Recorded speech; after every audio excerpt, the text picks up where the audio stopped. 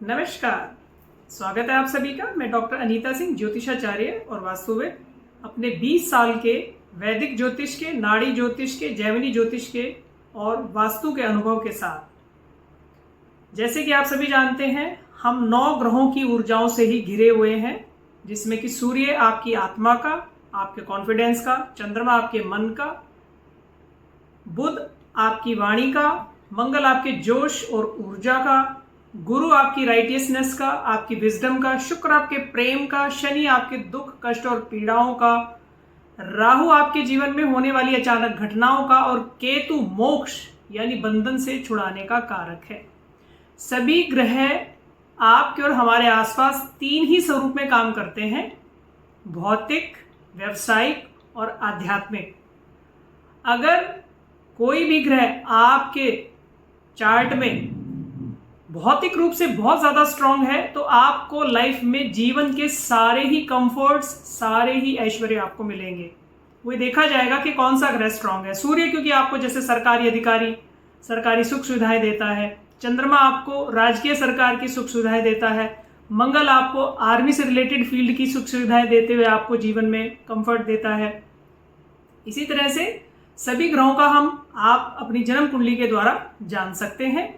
और व्यावसायिक स्वरूप में भी यही देखा जाता है कि सूर्य आपको किस डिपार्टमेंट में, केंद्र सरकार में किस तरह की नौकरी दिलवा रहा है, चंद्रमा आपको राजकीय सरकार में किस तरह की नौकरी दिलवा रहा है, बुध आपको वाणी यानी कम्युनिकेशन का कारक होकर किस व्यवसाय में आपको सबसे ज्यादा आपको एक्सेल कर रहा है, और इसी तरह से गुरु आपको टेक में, टेक्नोलॉजी में कितना ज्यादा एडवांस करते हुए आपको, आपके अंदर आपकी स्पिरिचुअलिटी को ग्रो करता है। तो इसी तरह से व्यावसायिक, भौतिक और आध्यात्मिक स्वरूप में अपने ग्रहों का, यानी आपके अपने ग्रह क्या आपको इस जीवन में देना चाहते हैं, क्या आप अपने ग्रहों के साथ लेकर आए हैं। और इसी तरह से वास्तु में सूर्य को पूर्व दिशा, मंगल को दक्षिण दिशा, शनि को पश्चिम दिशा और बुध को उत्तर दिशा और गुरु को ईशान कोण का, चंद्रमा को वायव्य कोण का, राहु को दक्षिण पश्चिम कोण का और केतु को आपके घर में आपके सेंटर का कारक ग्रह माना जाता है। तो इसी तरह से ये 9 के 9 ग्रह वास्तु का रूप लेकर दिशाओं के रूप में आपके घर में, और आध्यात्मिक स्वरूप लेकर आपके यानी कि पूजा पाठ को, और व्यावसायिक स्वरूप लेकर आपकी प्रोफेशनल लाइफ के बारे में बताते हैं।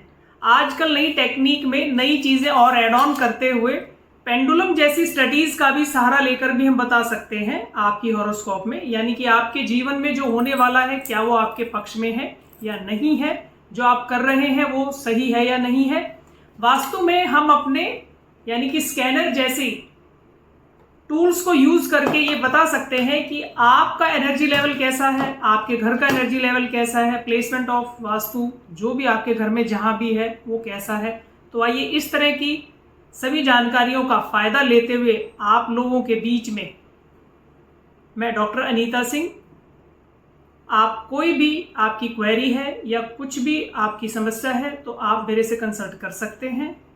और अगर उचित समय पर आपने अपने पैसे का सही उपयोग नहीं किया तो फिर अवसर जाने के बाद ग्रह भी आपके लिए कुछ नहीं कर सकते।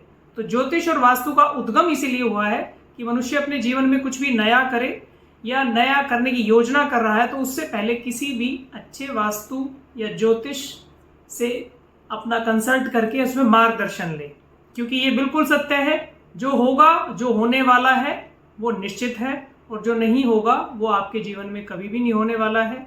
जैसे कि तुलसीदास जी ने भी कहा है कि अनहोनी होनी नहीं, होनी हो सो होए, तुलसी भरोसे राम के चादर ओढ़ के सोए। धन्यवाद।